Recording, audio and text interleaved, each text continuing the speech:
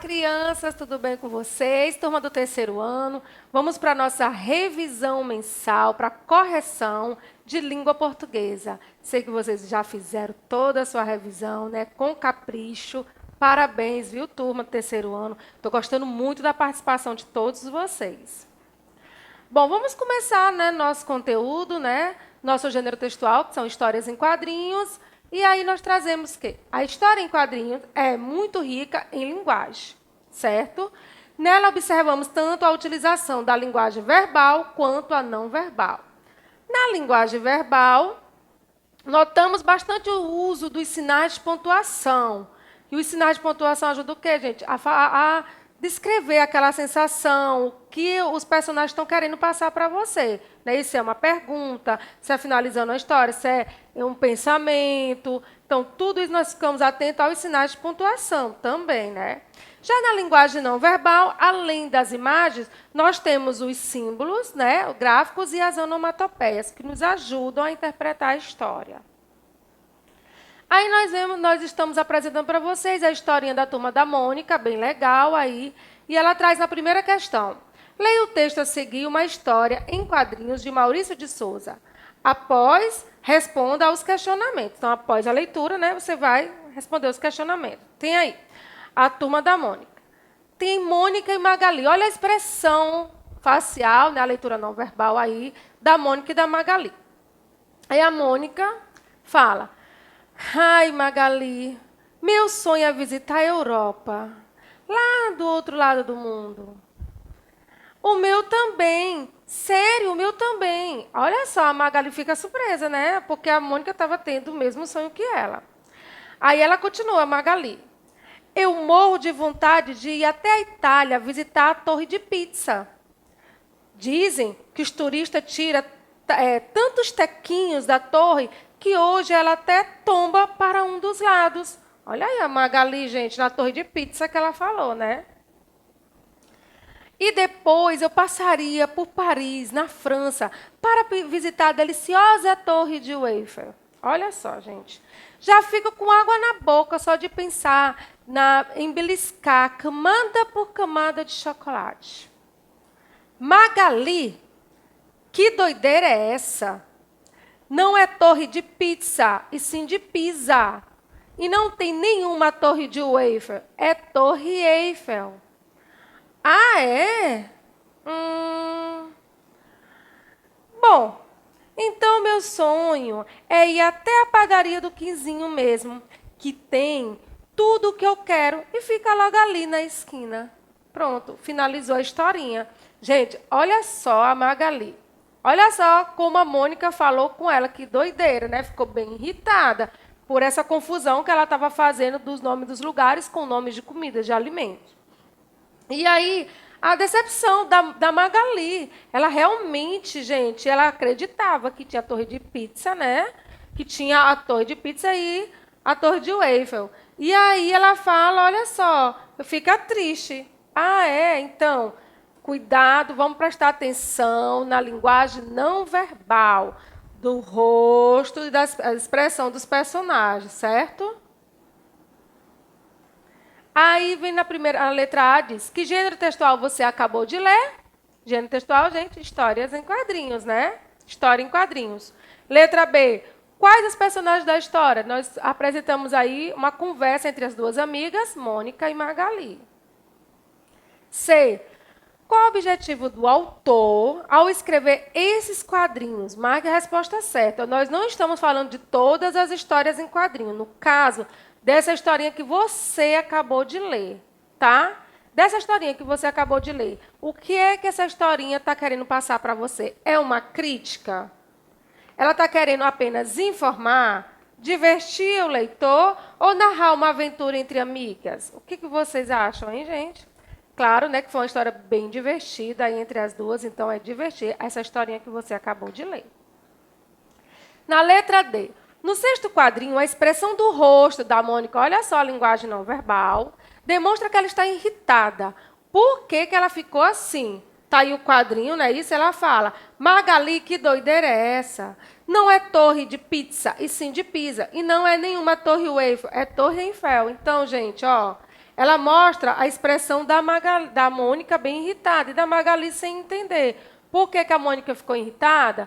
Porque a Magali confundiu o nome dos lugares com os nomes de comida, de alimentos, né? Então, espero que todos tenham respondido. Tia, eu não coloquei assim, mas colocou parecido também. Tá certo, tá bom? Na letra E, a história termina com a Magali falando sobre o seu sonho. Que sonho é esse? Aí você volta na historinha, tem ela falando do sonho dela.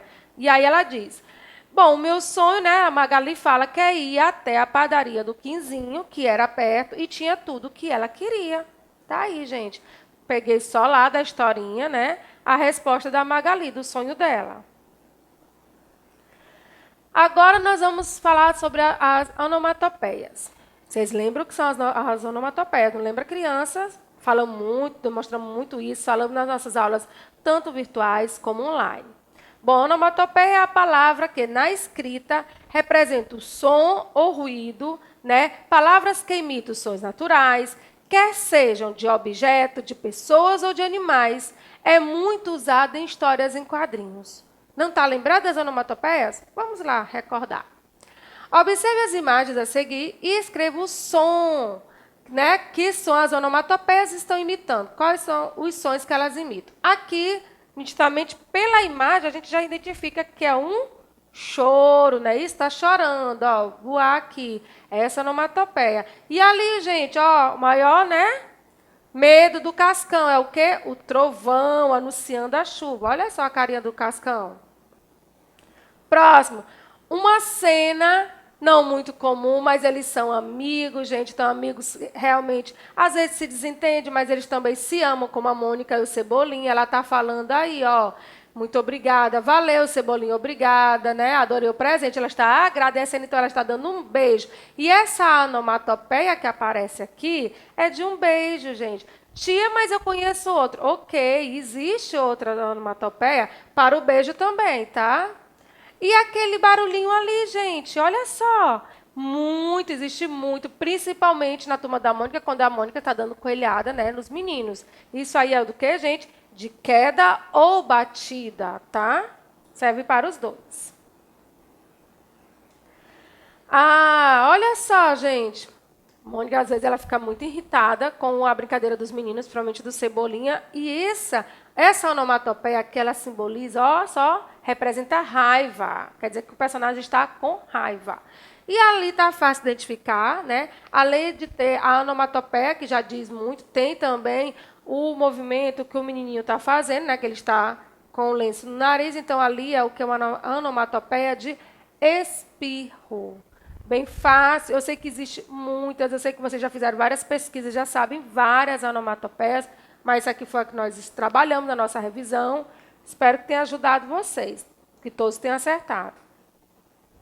Agora nós vamos para nosso outro gênero textual, né, que são os textos instrucionais, e para que nós utilizamos eles. Vamos lá? Os textos instrucionais são muito presentes nas bulas dos remédios, nas receitas de comidas, nas instruções de jogos, nas instruções de como usar aparelhos eletroeletrônicos e etc. Terceira questão, lê as informações abaixo. Receita de brigadeiro. Olha só, essas são as informações que vieram para você. Gente, é uma receita de brigadeiro. Quem quiser fazer, peça ajuda do papai e a mamãe para você fazer, se você quiser, tá bom? Fala aí. Primeiro, ele começa pelos ingredientes, né? 2 latas de leite condensado, 4 colheres de sopa de chocolate em pó. Tia, como assim de sopa? Essas linguagens, gente, xícara, sopa, são linguagens usadas em receitas, tá bom? Geralmente, a colher de sopa é a colher mesmo que você come no dia a dia, na sua casa, sua comida, seu almoço, sua janta, tá? Aí ele continua. 2 colheres de sopa de manteiga sem sal, né? A margarina lá de vocês. Chocolate granulado e forminha de papel. Pronto, para eu fazer o brigadeiro, eu só preciso disso aqui, tá? E a ajuda de um adulto. Aí vem o modo de fazer. Primeiro foram os ingredientes, agora o modo de fazer. E ele fala, misture todos os ingredientes, menos o chocolate granulado, em uma panela. Mexa sempre para não queimar no fundo. Quando puder enxergar o fundo da panela, mexe por mais 5 minutos e estará pronto.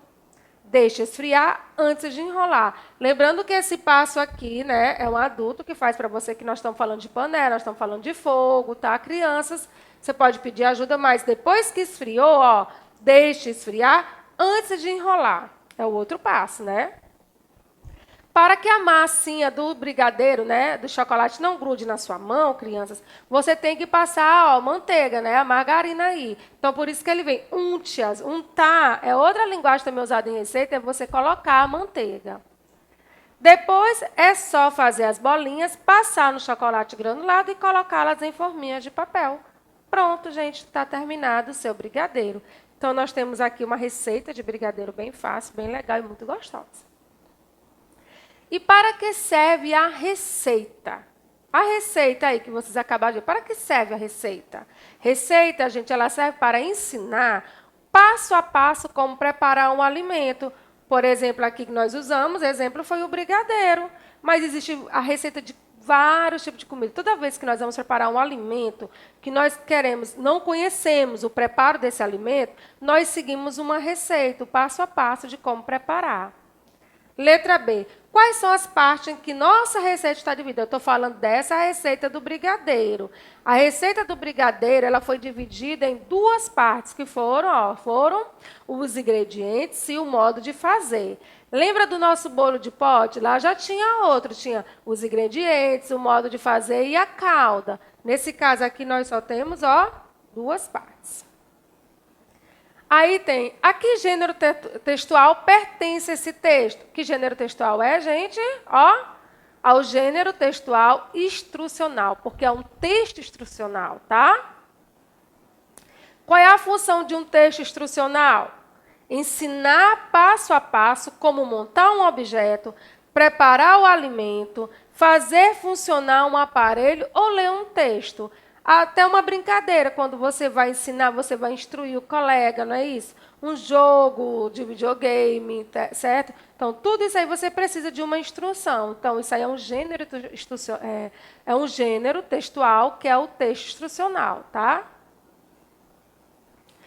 Quinta, associe as informações ao significado de cada texto instrucional. Nós temos aí 3 exemplos de texto instrucional. Nós temos bula, receita, manual. Para que serve a bula, gente? Onde eu encontro a bula? O que é a bula? A bula ela sempre vem acompanhando os remédios. Por quê? Eu preciso, quando eu vou tomar um remédio, que o meu médico receita lá, eu tenho que seguir as orientações do meu médico e depois eu tenho que ver, né, gente? O que pode, os efeitos colaterais, o que eu posso sentir tomando aquele remédio. Porque efeito colateral vai de uma pessoa para outra. Às vezes você pode sentir uma dorzinha de barriga, outras vezes não, dorzinha de cabeça. Então, para isso é que as bulas acompanham os remédios, que ele vem falando composição, quem deve tomar, a hora de tomar, quanto tempo, a idade e tudo, certo? Próximo. Nós temos aí receita. Receita vem explicando o modo de preparo, gente, de preparo de alimentos, não é isso que nós acabamos de ver aí da receita do brigadeiro. E, por último, nós temos o manual, que acompanha aparelhos eletrônicos. Existe manual não só de aparelhos eletrônicos, mas existe de jogos também, vem um manualzinho de jogos, tá? Então, na maioria das vezes, ele vem acompanhando da montagem de um ventilador, de um aparelho de TV, certo? De como usar, né, o aparelho. Agora, nós vamos falar sobre substantivo. E nós vamos trabalhar o grau do substantivo. Quando nós falamos em grau de substantivo, nós estamos falando do diminutivo e aumentativo. O grau diminutivo do substantivo indica o tamanho diminuído de um objeto, ou ser, com as terminações inho, inha, zinho e zinha. Mas muito cuidado com essas terminações. Nem todas as palavras que vêm com inho, inha, zinho e zinha estão no diminutivo, tá bom? Para você entender, você tem que saber primeiro que palavra que você está trabalhando, tá? Por quê, tia? Porque, às vezes, a palavra, pode ver, casinha, está vindo da palavra casa. Mas eu posso colocar varinha, Varinha de condão, da varinha ou farinha. Por exemplo, farinha, melhor ainda esse exemplo. Ela vem com a terminação inha, a farinha, mas ela não está no grau diminutivo. Então, vamos ficar bem atento às terminações. E no grau aumentativo, do substantivo que indica, né, o tamanho que foi aumentado de um objeto, ou C, com as terminações ão, ona, alha, arra e aço. Também cuidado com essas terminações, que existem palavras que estão escritas com essas terminações, mas também não estão no aumentativo. Sexta questão tem assim: releia um trecho do texto A Nuvem. As gotinhas da chuva, né? As gotinhas da chuva subiram ao céu como vapor.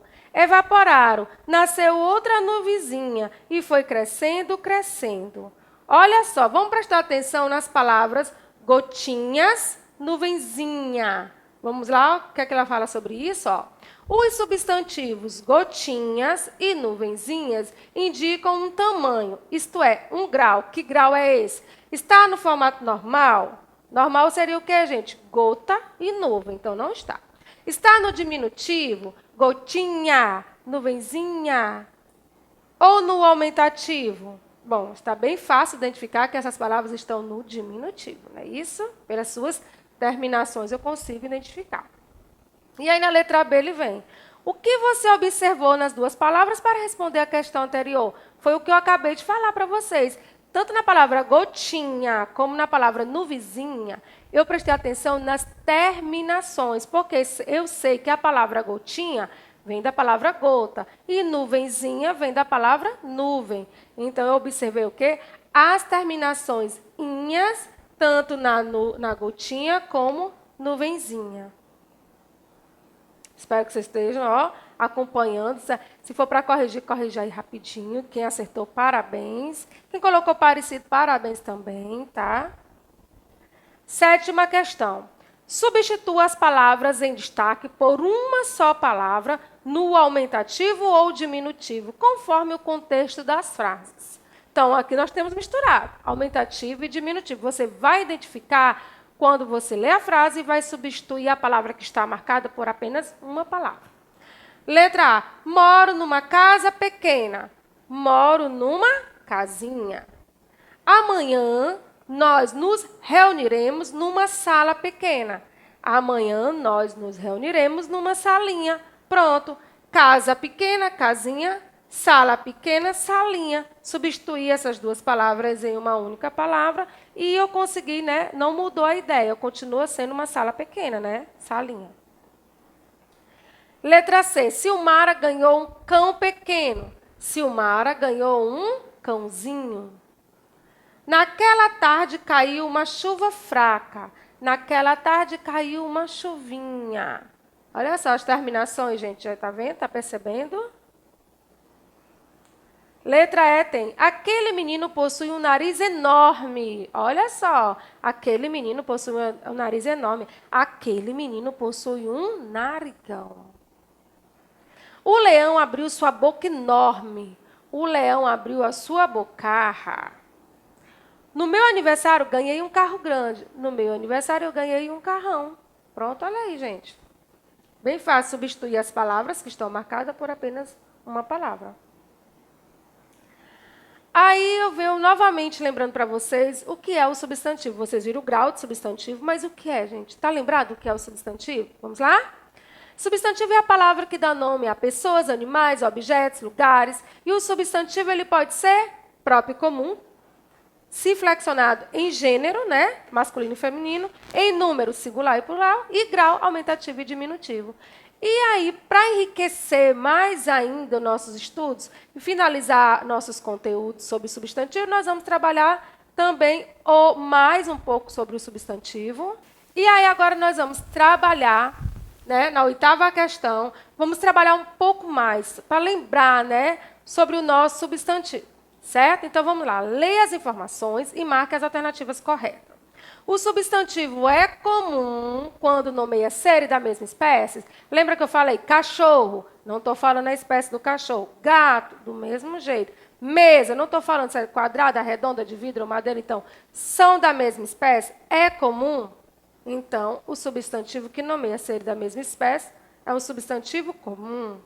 Substantivo comum é escrito com inicial maiúscula, gente? Não, de jeito nenhum. O nome Amanda é um substantivo próprio e deve ser escrito com letra inicial maiúscula sempre. Substantivos próprios, nome de pessoas e lugares, sempre escrito com letra maiúscula.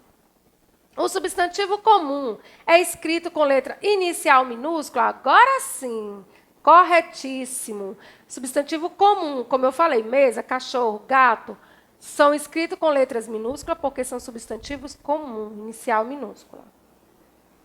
Nona questão. Leia a tirinha abaixo e retire 2 substantivos próprios e um substantivo comum. Aí nós temos aí a mãe do Cebolinha, né, no primeiro quadrinho. Cebolinha, o almoço está na mesa. Aí vem a segunda mãe. Cascão, o almoço está na mesa. Na terceira, a mãe nem conseguiu falar, né? Porque a Magali já foi logo dizendo, mãe, já estou à mesa. Então, gente, nós identificamos o quê? Se eu posso tirar aí 2 substantivos próprios, tá aí, bem aí para vocês. Nós temos 2 personagens que foram colocados o nome deles aí. Foram quem? Quais foram os personagens? Cebolinha e Cascão. São substantivos próprios. E aqui no substantivo comum eu coloquei mesa. Eu sei que vocês identificaram também, não é isso? Substantivo aí. Então, parabéns para vocês, tá? Vamos lá. Próximo. Substantivos coletivos. Olha só, gente. Vamos agora passar para o substantivo coletivo. Lembra do substantivo coletivo? Olha só. São os nomes comuns que servem para designar conjunto de seres de igual espécie. Se eu quero trabalhar com seres da mesma espécie, o conjunto de seres das mesmas espécies, eu vou trabalhar o coletivo, que é o conjunto, o grupo daqueles seres. Então, vamos lá. Escreva o coletivo das imagens abaixo. Nós estudamos na outra aula, você estudou no seu livro Marcha Criança, e aí você também deve ter feito muitas pesquisas sobre coletivos. Nossa aula online também foi maravilhosa sobre coletivo. Então, vamos lá. Aqui, gente, vários bois, um grupo, um conjunto de bois junto. Nós chamamos de como? Olha só, boiada. Várias letras juntas. Nós temos o quê, gente? Um coletivo de letras é o quê? Ó, alfabeto. Próximo. Lindo esse aquário, vários peixinhos juntos. Se eu tenho um grupo ou um conjunto de peixes juntos, nós temos o quê? Um cardume. E aí, olha só, gente, os índios, vários índios reunidos, nós temos uma tribo. Continuando. Lembra que a tia mostrou, ó, várias uvinhas juntas. Aí é o quê, gente? Um cacho de uva. E aí, nós temos, olha aí, as abelhinhas, muitas abelhinhas reunidas, nós temos um enxame. Bem legal. Continuando, soldados. Olha aqui, gente, dos soldadozinhos juntos, nós temos o quê? Ó, coletivo de soldados, batalhão. E o coletivo de aviões. Lembra que eu falei para vocês sobre os aviões? Conjunto de aviões, um grupo de aviões junto, nós temos o quê? Ó, o coletivo de aviões, esquadrilha. Bom, espero que vocês todos tenham acertado sem muitas dificuldades, tá? Porque nós trabalhamos vários desses coletivos já aqui nas nossas aulas. Vamos ter vários na nossa provinha, não só esses, como outros também. Mas todos que nós já estudamos, tá bom, crianças? Agora, na 11ª questão, tem sublinhe o substantivo coletivo correspondente a cada um dos substantivos abaixo. Bom, de músicos. Músicos, um grupo de músicos, junto nós temos o coletivo de músicos, nós chamamos de banda. E o coletivo de aviões, vocês acabaram de ver, ó, esquadrilha. E de porcos, olha só, gente, vara. De peixes, isso aí vocês sabem, né, gente, ó, cardume.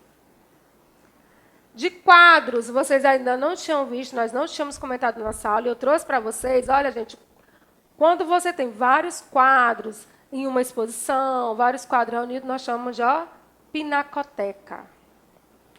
Leis, conjuntos de leis, nós temos o coletivo de leis, ó, código.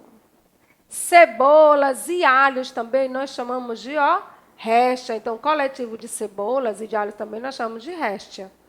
E artistas, né, vários artistas juntos, nós temos um coletivo de artistas, elenco. Tá aí, para vocês. Esses são os coletivos que nós trabalhamos, tá, crianças? Eu sei que vocês acertaram todos. Agora nós vamos finalizar a nossa revisão com essa questão bem aí, que fala assim, circule os substantivos coletivos das frases abaixo. Nós já estamos estudando, então para vocês foi super fácil essa questão. O batalhão marchou pelas ruas. Batalhão, eu estou falando de quem, gente? Dos soldados, não é isso? Né, gente? Então, nós estamos aí, ó, batalhão é o coletivo de soldados. Uma esquadrilha americana sobrevoou a Alemanha. Esquadrilha, nós estamos falando de aviões, gente, olha só. Letra C. No pasto havia muitos rebanhos. Qual é o coletivo aqui nessa frase? Parabéns, quem marcou rebanhos. O porta-aviões pertence à esquadra inglesa. Nesse caso aí, qual é o coletivo? Ó? Muito bem, parabéns, vocês estão muito espertos, viu? O auditório entusiasmado aplaudia os músicos. E aí, gente, qual é o coletivo aí nessa frase? Certo, auditório, que são um grupo de pessoas, né, naquele local, né, telespectadores, entusiasmados aplaudindo os músicos. Então, parabéns para quem acertou, certo, crianças? E eu só tenho a desejar a vocês uma boa prova. Eu sei que vocês são nota 10, eu estou muito orgulhosa de vocês, crianças do terceiro ano. Então, um beijo e até a nossa próxima aula. Tchau.